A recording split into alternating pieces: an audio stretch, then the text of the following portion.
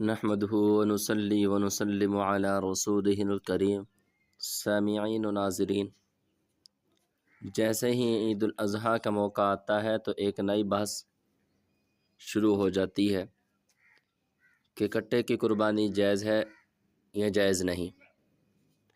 تو اس پر کچھ دلائل آپ حضرات کے گوشے گزار کرنا چاہتا ہوں، اس سے آپ کو بخوبی علم ہو جائے گا کہ کٹے کی قربانی جائز ہے یا جائز نہیں۔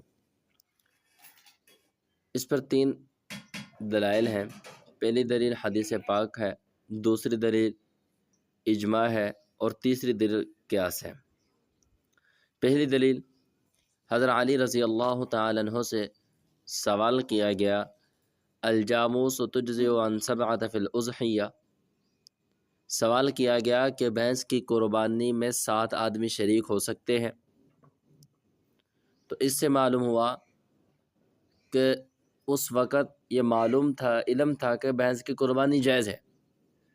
اگر بھینس کی قربانی کے ناجائز ہونے کا ہوتا تو پھر حضرت علی رضی اللہ تعالیٰ عنہ سے یہ سوال نہ کیا جاتا۔ تو یہ بات واضح ہے، اس حدیث سے یہ بات واضح ہوتی ہے کہ بھینس کی قربانی جائز ہے، اسی وجہ سے تو حضرت علی رضی اللہ تعالیٰ عنہ سے سوال ہوا۔ دوسری دلیل، حضرت حسن بصری رحمہ اللہ المتوفی 110 ہجری فرماتے ہیں، الجاموس بمنزلۃ البقر، یعنی بھینس گائے کے درجے میں ہے، یعنی جیسے گائے کا حکم ہے ویسے ہی اس کا بھینس کا بھی حکم ہے۔ پھر اس پر تیسری دلیل جو ہے، دوسری جو ہے اجماع سے میں دو تین دلائل پیش کروں گا۔ پہلی دلیل، حضرت امام احمد بن حنبل المتوفی 241 ہجری سے پوچھا گیا، الجوامس تجزئ عن 7، کیا بھینس کی قربانی میں 7 آدمی شریک ہو سکتے ہیں؟ تو آپ رحمہ اللہ نے کیا جواب فرمایا لا اعرف خلاف هذا، یعنی مجھے اس بات میں کسی کا اختلاف معلوم نہیں ہے۔ یعنی اگر بھینس کی قربانی جائز نہ ہوتی تو پھر امام احمد بن حنبل رحمہ اللہ یہ نہ فرماتے کہ مجھے اس بارے میں کسی کا اختلاف معلوم نہیں۔ تو چنانچہ اس سے معلوم ہوا کہ بھینس کی قربانی جائز ہے۔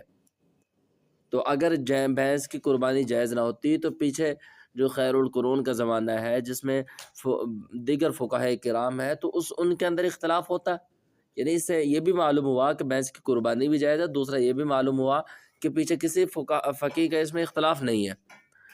اور دوسری دلیل، علامہ ابو بکر محمد بن ابراہیم بن المنذر المتوفی 319 ہجری لکھتے ہیں، وَأَجْمَعُوا عَلَىٰ أَنَّ حُكْمَ الْجَوَامِيس حُكْمُ الْبَقْرِ، کتاب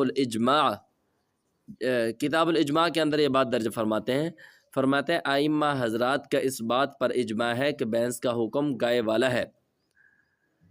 تو چنانچہ اجماع امت چونکہ دلیل شرعی میں سے ہے، لہذا بھینس کی قربانی کے جواز پر دلیل شرعی موجود ہے۔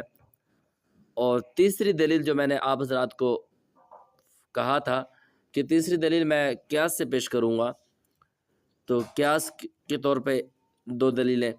پہلی دلیل، امام سفیان ثوری رحمہ اللہ 161 ہجری فرماتے ہیں، تحسب الجوامیس مع البقر، مصنف عبد الرزاق کے اندر بھینسوں کو گائے کے ساتھ شمار کیا جائے گا۔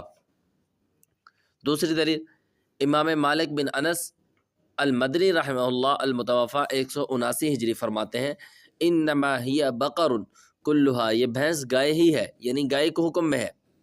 ایک اور مقام پر فرماتے ہیں، الجوامس والبقر سواء، یعنی بھینس اور جو گائے ہے یہ دونوں برابر ہے حکم میں۔ اور چنانچہ 3 دلائل تو پیش ہو گئے، حدیث سے بھی بھینس کی قربانی کے جواز ثابت ہو گیا، اسی طرح پھر اس سے اجماع سے بھی ثابت ہو گیا، قیاس شرعی سے بھی ثابت ہو گیا۔ پھر اس کے اضافی طور پہ لغت کی کچھ دلائل پیش کروں گا۔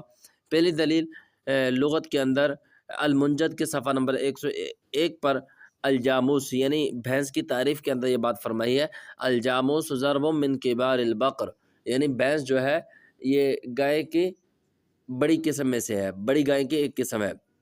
اور بس یہ ان دلائل شرعی سے معلوم ہوا کہ بھینس کی قربانی بالاتفاق جائز ہے۔